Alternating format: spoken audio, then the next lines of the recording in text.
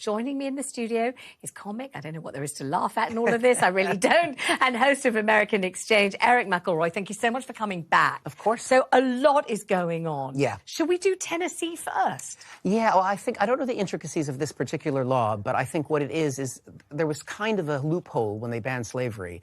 And if you were incarcerated and in jail, they could allow you to work without much pay or any pay at all. And so that meant a lot of people, especially African-American people, would get caught up and swept up historically in laws of loitering and that kind of thing, put you in jail for 6 months and basically make you work for free. So it could be that some of those things were what they were tackling with this law, and maybe they just hadn't passed the actual law to say they can't have slavery in Tennessee yet. Okay, so I'm going to say something that you have told me I can say on TV and radio. Yes. Because you have told me it's been substantiated in learned tomes written by historians of renown and contemporaneous historians who we respect enormously. So I'm going to say it, and then you're going to tell me what the heck is going on. I'm going to say that even as I speak, Donald Trump is throwing ketchup at the walls. We think they're his own walls in Mar-a-Lago. We hope that the wallpaper isn't as expensive as the wallpaper that Boris Johnson's left in 10 Downing Street. But he's throwing ketchup at the walls, and this isn't a metaphor, real ketchup at real walls. Why? What's going on? Well, a lot of journalists have reported that Donald Trump has a tendency to throw things when he's upset, and he's upset about the midterms that happened over the last 24 hours. Right. The Republicans were meant to win with what they were calling was a red wave. So I don't know if that's the connection. When you say they were meant to win, it means everyone thought they were going to win. That was the mood in the country. Why? Why was everyone so sure that that would happen? Partly because that's the historical trend. The midterm election is normally a drubbing towards the party in power. So the midterm is happening halfway through the presidency. Donald Trump lost 40 seats in the lower chamber of the House of Representatives when he was president. Looks like Biden is going to have a very good night because right now we don't know how many seats have been lost, and it still can't tell who's won the House. Now, probably the Democrats will lose control of the House. That's Biden's party, but not by as much as they thought. So the Democrats in the U.S. are actually extremely excited, even though they still might lose, because it means that they didn't lose as badly as they thought they would. Right. Why does that matter? Well, because control, having a tiny margin, just like in the parliament here, affects your ability to do things and to pass laws and so on. Right. Also, the Republicans who are winning, a lot of them are the far mega right-wing Republicans, and they're going to be not passing any constructive laws. That's going to be impossible for them to get any legislation through. Just for example, what are the kinds of legislations and laws that they would like to get through? The Republicans? Yes. Well, what the Republicans want to do is investigate Hunter Biden, Biden's son, because he had a laptop and he apparently had some things on there he wasn't supposed to. And they are obsessed with Hunter Biden, even though he's not in government and has never been anywhere near the government. Why is he such a note? I understand he's the president's son, but so what? I mean, he's had some dealings that have been a little bit... he's not a kosher guy. Yeah, he's had a drug addiction problem, and he's had some business deals that are getting investigated by the Department of Justice. But what they want to do is they want to investigate him because they think it's a distraction.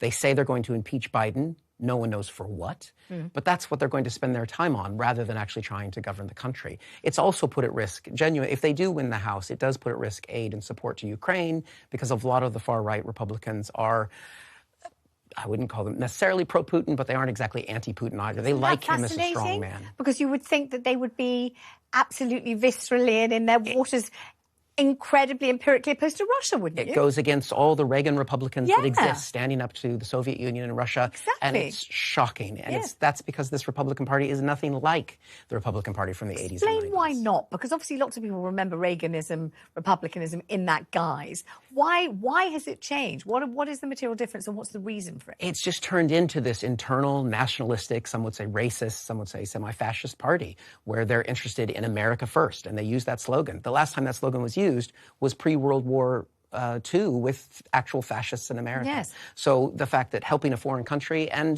some people would argue that Putin is in the fascistic realm and they like that strongman power. Trump has said he admires that kind of politics, that kind of way of ruling as well. So they've gone along with that. Okay. Just revisit for me, if you wouldn't mind, the politicization of COVID and the pandemic, where it became one political party's a mantra that you must get vaccinated and one political party's mantra that you absolutely mustn't. and all of that. How has that played itself out in the end? It's definitely been what they call the blue states, which are the liberal states, and the red states, which are the Republican states. And Trump was, famously vague on COVID and didn't want it to get into the way of what he thought would hurt his reelection.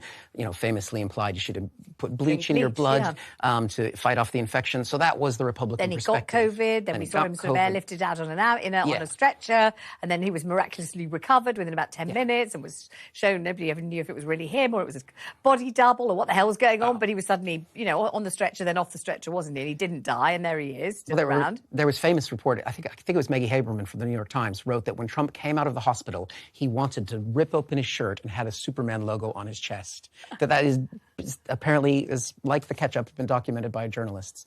But so it was definitely a conservative Republican. Don't get vaccinated, don't believe the science, and the Democrats and the liberals were pushing it and pushing for, the more extreme and the harder lockdowns. Do we know if more conservatives and Republicans died of COVID than the those death rates were higher in the red states? Yeah, they were. They were higher, so they could prove that and show that. Yeah. Didn't make any difference to the opinion, however. No, I mean, we're dealing with people who aren't interested in science and aren't interested. And obviously, I know there's debates on how far we should go with lockdowns, all of these things, but to just blatantly ignore it and not go with what is generally recognized by the majority of medical opinion is kind of where I'd rather put my eggs in the basket. So you arrived with two phrases for me. One was, it's a really exciting day. The other one was, Trump is reputedly throwing ketchup at the walls. Yes. So, A, why is it exciting? B, what's going to happen to Trump now? Well, I mean, obviously, the Democrats want to hold on to the House and Senate, and it's undecided. And we're not going to know about the Senate for another 4 weeks because the Georgia Senate race is probably going to go to a runoff because the law says there you have to get to 50%.